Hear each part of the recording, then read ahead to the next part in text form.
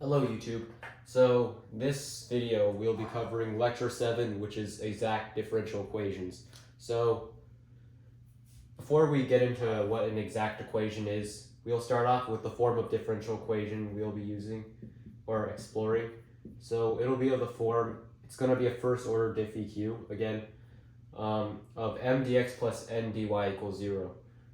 Or in other words, m plus n dy dx equals 0. If you divide both dx from both sides. So the reason why we need another method besides the ones we've already explored is because we won't always get an easy differential equation that we could just use separable. We could just use separation of variables or use something like integrating factor. Oftentimes it's a lot harder. So what we'll be doing is covering a new method just to expand our toolkit and make it easier to solve a wider variety of differential equations. So without further ado, let's cover what exactly is an exact equation. So an exact equation is where if you have these coefficients m and n with their dx dy's. If you have m, the partial derivative of m with respect to y is equal to the partial derivative of n with respect to x. So take the differential equation, I don't know, x y squared dx plus x squared y dy equals 0.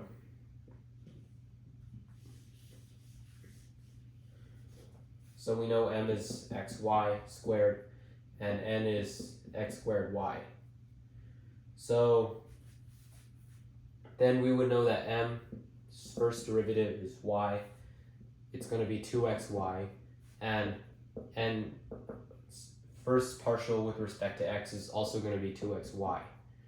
So if these quantities are equal, then this differential equation is going to be exact. Okay, so now let's get into the solving process. So note that this solving process only really works if the equation is exact. And if it's not, there's a way to remedy that problem. So let's get into solving that sample equation. We have xy squared dx plus x squared y dy, which has been established to be an exact differential equation. So what do we do here? Well, we know that this can be written as, we can say that the general solution is going to be psi partial of x with respect to, psi partial of x of xy dx, and then we could say that this part is psi of y xy dy equals 0. And then our general solution is going to involve integrating one of these with respect to dx or dy, or with respect to x and y, and then solving for the other variable. So what I mean by that, let's take this, for example, this side. We can integrate psi of x, y with respect to dx, and that will give us psi of xy. But since we're differentiating with respect to x, there's going to be a h of y remainder that we're going to get. And this is going to be equal to the integral of this. So what we're trying to do is ensuring that when we differentiate x and y, the psi that we get satisfies both equations. So let's try that here. I know it's a bit complicated, so I'll come up with better examples to demonstrate the utility of this method. So say we wanted to integrate psi with respect to x. So psi with respect to x is going to be xy squared dx plus h of y. So this would be 1/2 x squared y squared plus h of y. Okay, so now we have we have our general solution. Now what we want to do is we want to differentiate our general solution with respect to y to see if this matches up. So if we now take the y partial derivative of this with respect to y, so we take, if we differentiate this side, we get x squared y plus h prime of y. That's equal, and then this is equal to this over here, so this is x squared y. So it looks like this h prime is equal to 0, so then it would look like our general solution is this without this part. And then there'd be a plus c, and then what we'll do is we'll set c equal to 1/2 x squared y squared, where c doesn't really matter what c is since that's a constant, so you could set this equal to 0, put c on the other side. Since c is arbitrary, we could keep c as c, so we end up with c equals 1/2 x squared y squared, which is going to be our general solution to the problem.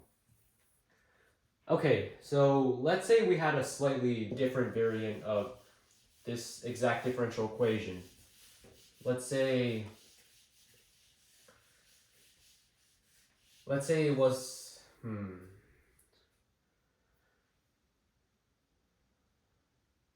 let's say we have the same thing, but instead of this, we'll have x squared y plus 3 dy equals 0. What will happen now?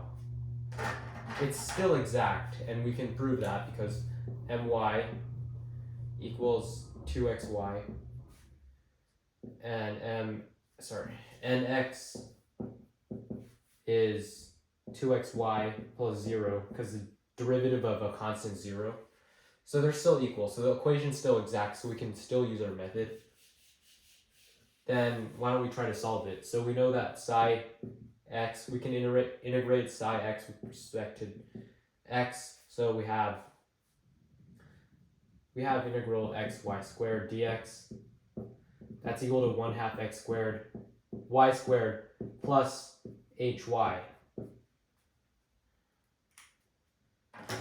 Sorry, my markers suck. I need new markers. I always say that. So then, if we differentiate this with respect to y, what we'll get is, so this is going to be our psi general solution. So if we differentiate psi with respect to y, then what we'll get is x squared y plus h prime y. So now we have this equality. So then obviously just matching this up, these match, h prime of y must equal 3.